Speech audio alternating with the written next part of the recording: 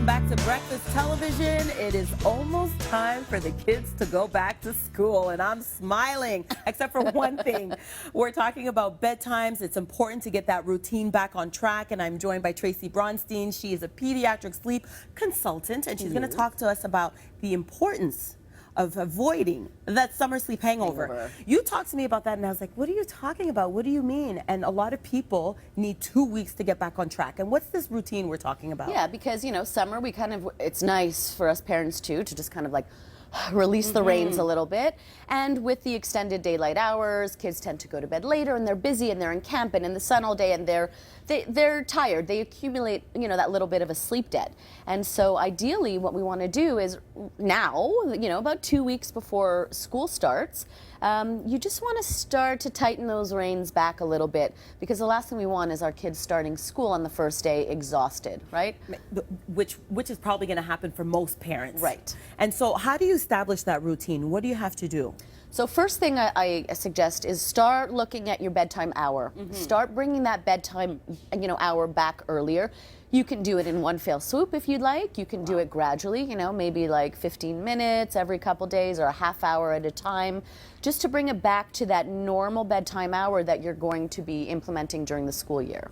And so would it be important to do a special time for kids who are between 10 and 12, or does everybody go back to bed at the same time? Well, obviously it's going to be age dependent, you know, depending on their age and depending on how many hours of sleep you know they need. You want to put them to bed at an hour that you know will ensure that they get that amount of sleep and be able to wake up at the right time to get ready and go to school. I've spoken to you many times about this. You told me my kids are going to sleep way too late. Yes, we know. And your kids are in bed 7:30. Right. But niaisage. Yeah, oh yeah, and school year especially, so important, right? Okay, because so they have to hold it together in class. And I am going to try a little bit harder this year. I am. Yes, because I'm going to be on your tail. Yes, so I know that you are. And the other thing you were saying is storyboards. I don't really get what you mean by that. Like, what do you mean storyboards? So a nice way to do it is, you know, have a fun little family activity, have a family meeting. So call everybody together.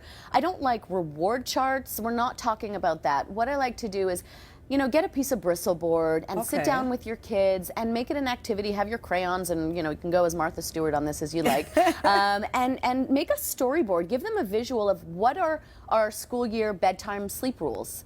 You know, what's Johnny's sleep rules? And I love to take pictures of them. Take pictures of your child doing their bedtime routine, print them up, and then paste them in that chronological order of what the bedtime routine is. I love that you say no reward, because I've gone that route so many times. Yeah, they just stop caring about the reward. Okay, we're going to put a sticker. Yeah, they do. And then you're powerless. Yeah. So, you know, you want to just have the bedtime storyboard, you know, take pictures of them, whatever it is. If they brush, you know, brushing their teeth, getting their pajamas on, reading our 2 stories, kiss goodnight. So they get that visual of what the expectation is, and it keeps everybody on the same page. And having one for morning routine as well, you know, getting ready to school. What do we do first? Brush our teeth, get dressed, breakfast. So it's kind of gets them into the mode that, oh yeah, you know, the regimented routine is coming up.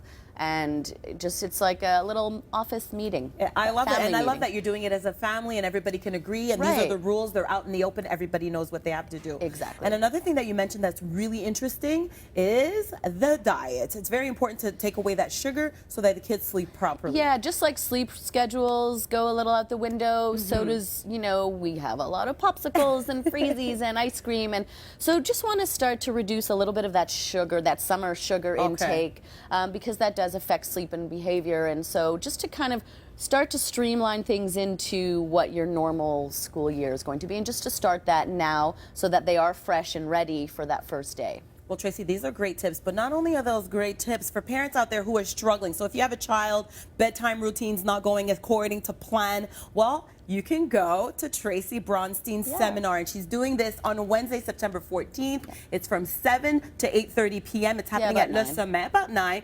And all the information is available at the Facebook page, sleeptightsolutions.com. That's fantastic. Yeah, thank Great you. information there. So if you have children that are not getting to bed on time and you're having problems putting them to sleep, you want to go and check out that seminar. That's great, Tracy. It's fun. Thank you so much for coming on again, and stay tuned to Breakfast Television.